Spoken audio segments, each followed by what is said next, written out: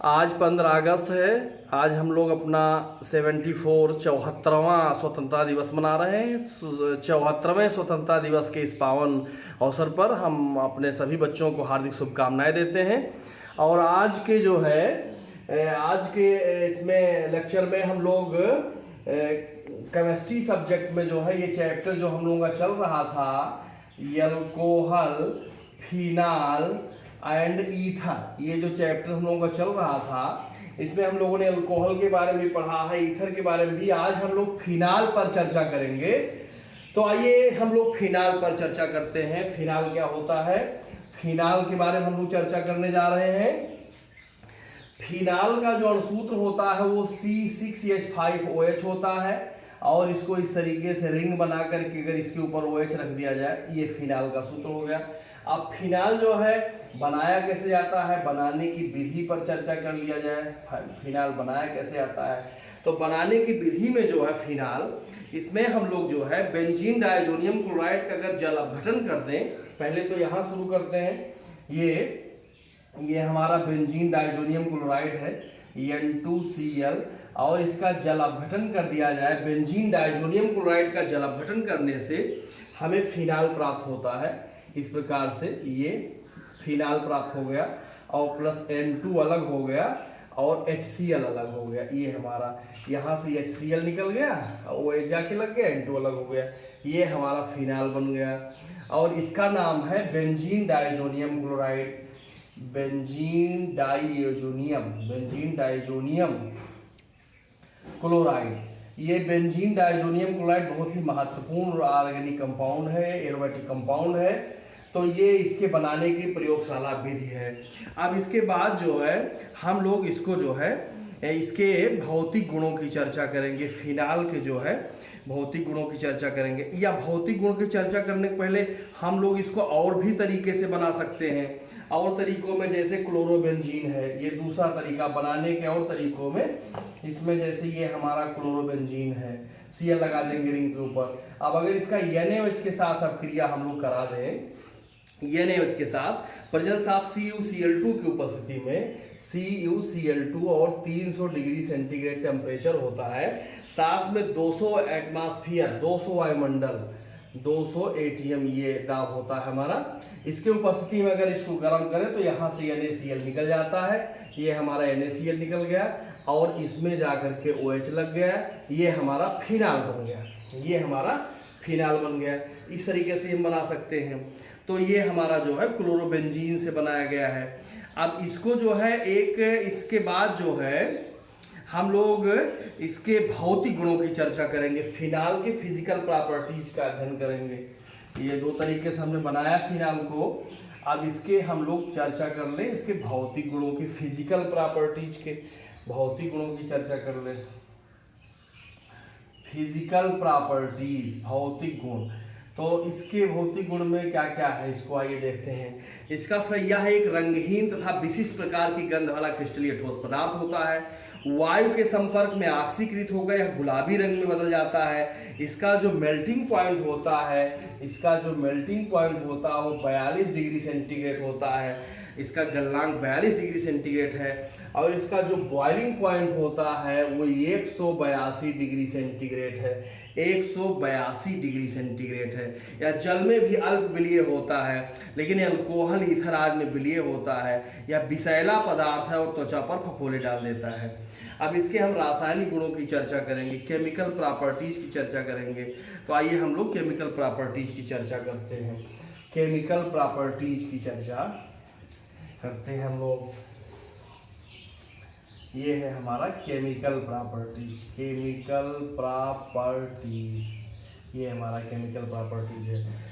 तो chemical properties में जो महत्वपूर्ण रिएक्शन है उसको हम देखते हैं। सबसे पहले जिंक चूर्ण के साथ आसवन है। जिंक चूर्ण के साथ आसवन करेंगे हम लोग। इसमें क्या देखते हैं हम, अगर जिंक चूर्ण के साथ फिनाल का आसवन कर दिया जाए, इस प्रकार से जिंक चूर्ण के साथ इसका आसवन कर दिया जाए, तो यहाँ से जिंक ऑक्साइड ZnO निकल जाएगा और यह इसी में जुड़ जाएगा, तो ये हमारा बेंजीन बन जाएगा।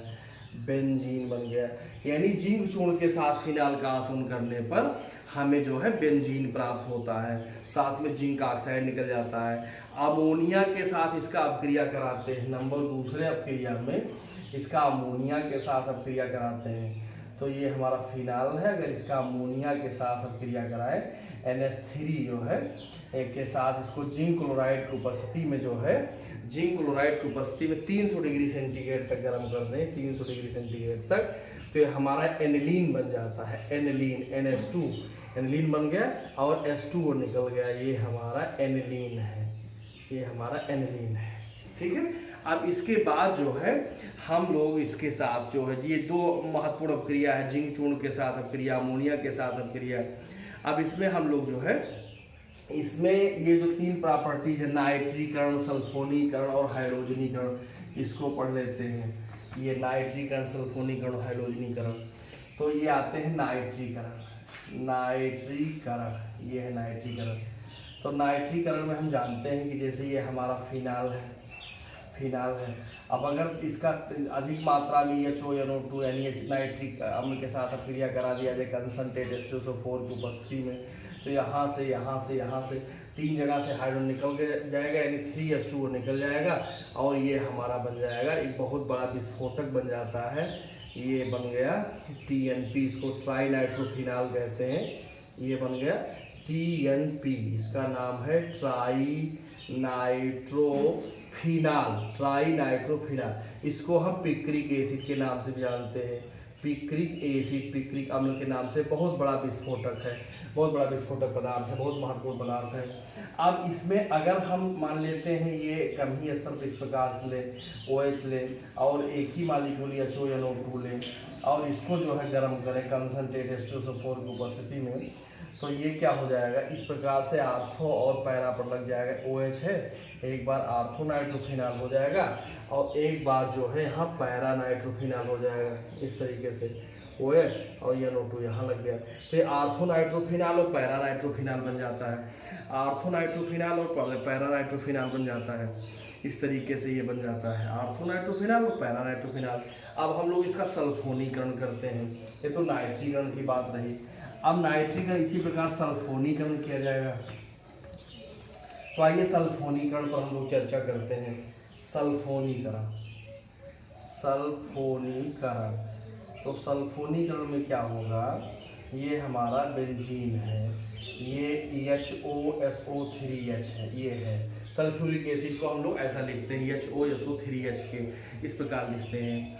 और जब इसके साथ इसको गर्म करेंगे, यहाँ फिनाल है, तो ये एक बार आर्थो पर लगेगा, एक बार पैरा पर लगेगा, इस प्रकार से ऐसे हो जाएगा।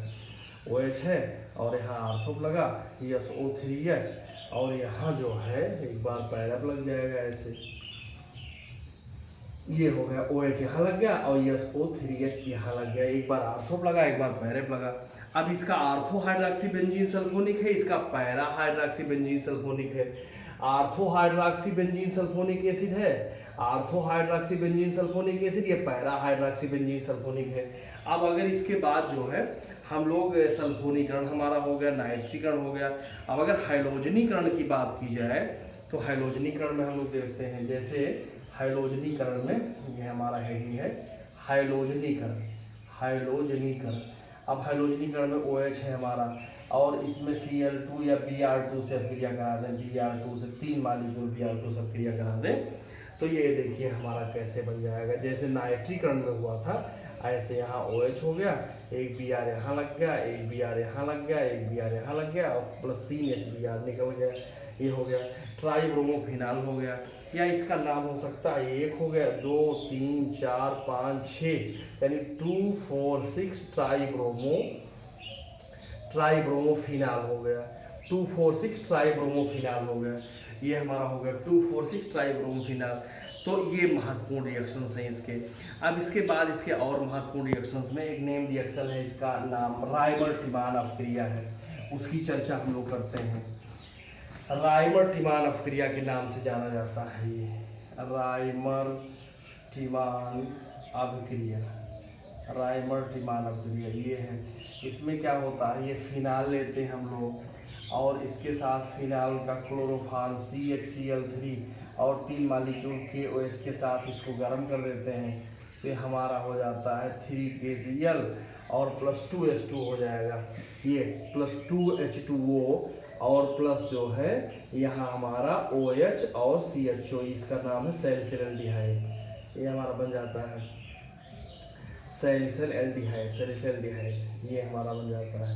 ये राइमोटिमाइन अपक्रिया से हमें सैलिसिलएल्डिहाइड प्राप्त होता है इस प्रकार से।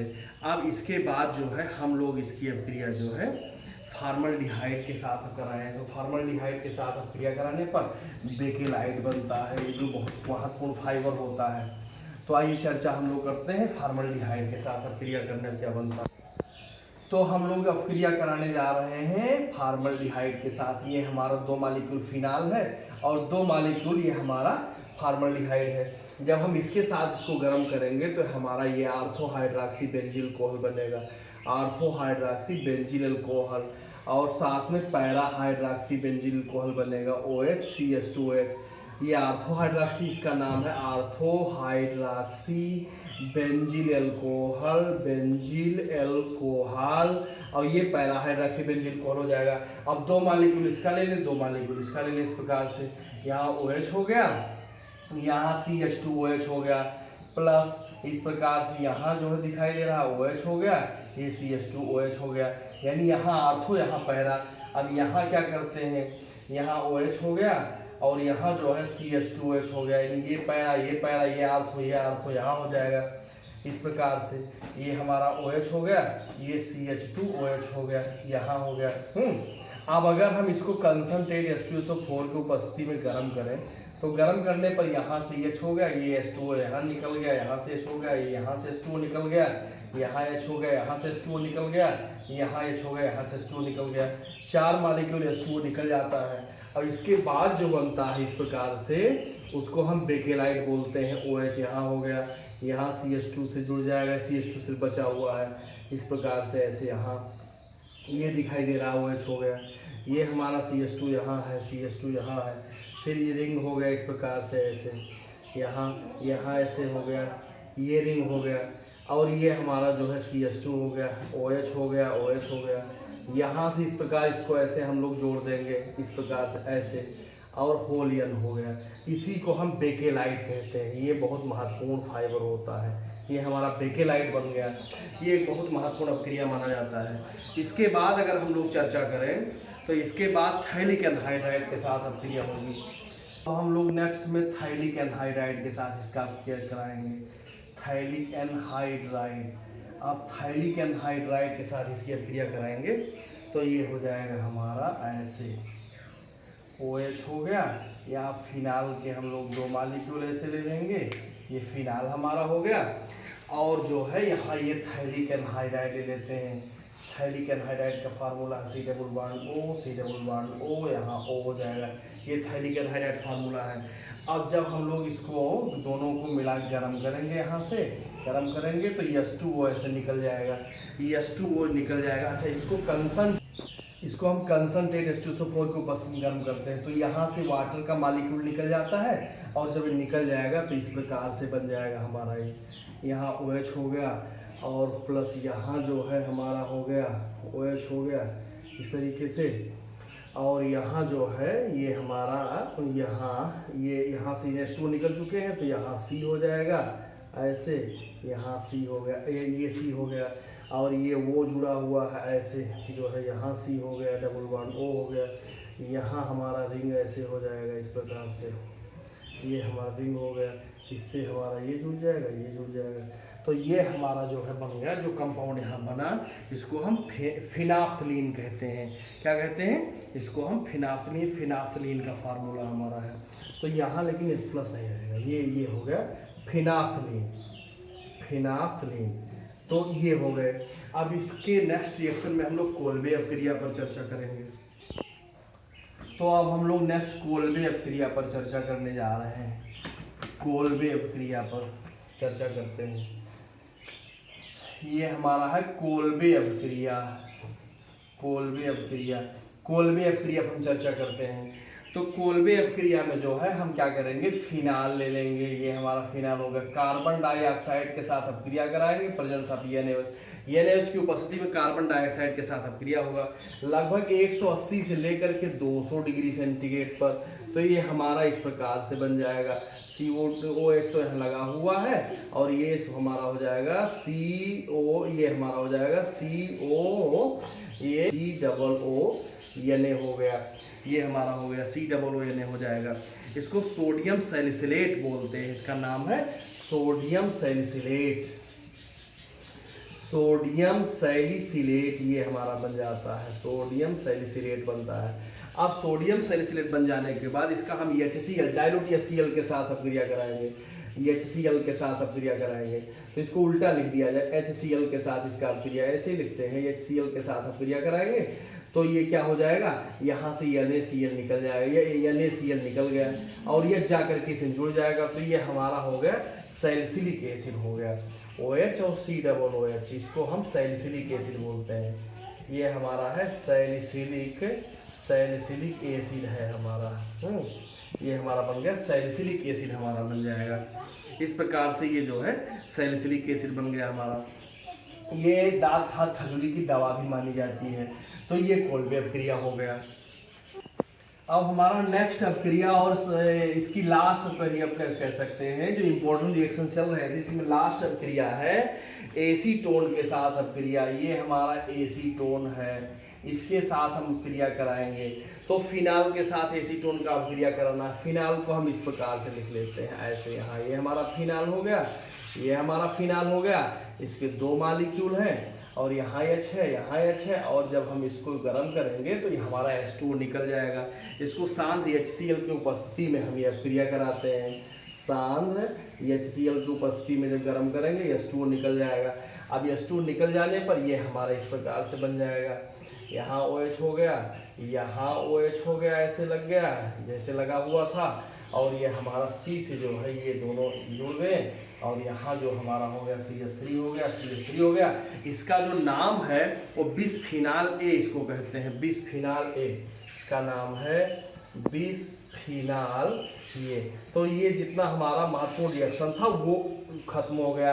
अब हम इसके उपयोग की चर्चा कर लेते हैं। इसका उपयोग क्या है, जो इसके रासायनिक गुणों में हम लोगों ने पढ़ा। तो इसके उपयोग में जो है हम लोग अभी जो रासायनिक गुणों में अध्ययन किए, जैसे पिक्रिक अम्ल बनाने में इसका उपयोग किया जाता है, फिनाफ्थलीन बनाने में इसका प्रयोग किया जाता है, पूर्णरोधी तथा रोगाणुनाशक के रूप में इसका काम आता है, सैलिसिलिक अम्ल अभी हम लोगों ने बनाया है उसमें उपयोग आता है। इसका फिनालिक कार्बोलिक साबुन बनाने में इसका उपयोग किया जाता है। अभी हम लोग इसमें एक बहुत बड़ा विस्फोटक TNP ट्राइनाइट्रोफिनाल बनाए हैं। तो ये सब इसके जो रासायनिक गुण है वही अमूमन इसके उपयोग हो जाते हैं। इस प्रकार हम कह सकते हैं कि फिनाल एक अति महत्वपूर्ण एरोमेटिक कंपाउंड है।